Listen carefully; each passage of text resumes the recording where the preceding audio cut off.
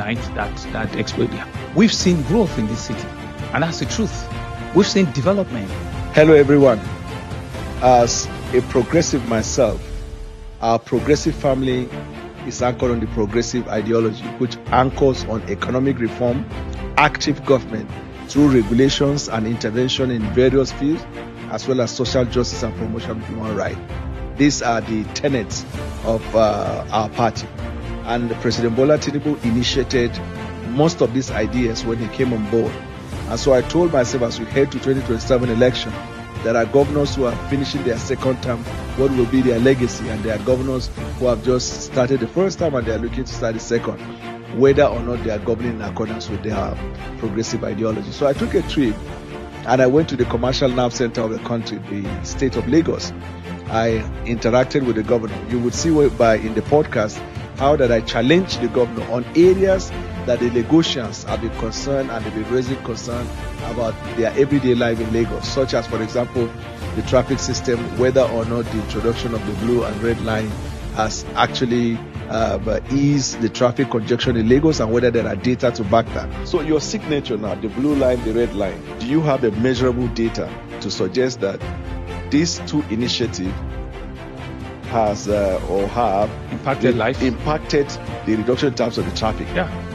You have a measurable data. Absolutely. To that. Our Cowrie card is the measure to know the number of people that are tapping in and out. Over 5 million Lagosians have, and it is scheduled. Once you know that your train will arrive at 12:05, get to the station at 12 o'clock, right? And in 5 minutes, out there. I challenge the governor about housing, mass housing, and whether or not Lagos State is actually meeting up to the budget population of Lagos and competing favorably. Daniel, I'll tell you, as we speak, there are about 17 skyscrapers that are going on in Lagos. 17. And all the cranes are there. Despite all of this, people still complain that the population growth in Lagos is not matching with infrastructural development. I challenge him on education. What is Lagos doing to prepare the people for the challenges of the future? Lagos is like New York with all the investment, yes. But that if you come to the primary school, yes, that is where you see the problem. Have you ever heard anything like that? Right. And I say this, you might not like my face, but you cannot dislike what we have done. Right. So what we have done is that in 5 years we've increased, classrooms to over like 12,000 additional. As you're speaking, I'm hearing that they are recruiting another set of 5,000 to 7,000 teachers. Wow. I challenge him on the area of slum in Lagos, whether or not government is doing anything about it. Because when you look at the island, you look at what separates the island and the mainland, you look at those areas, whether or not they have done something about that.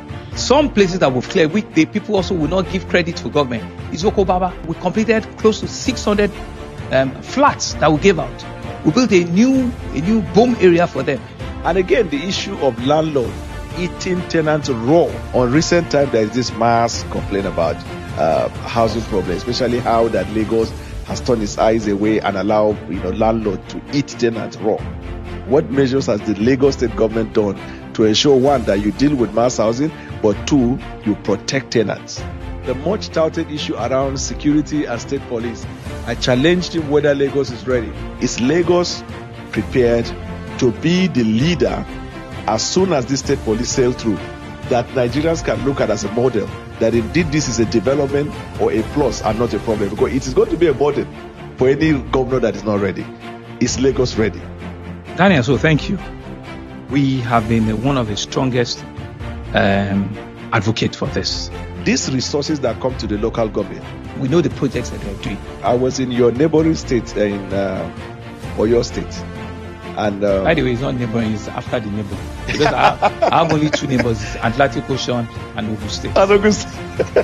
And to be honest, as you would see for yourself, in the course of the podcast, I was a bit hard on the governor because I believe that we should be hard on ourselves.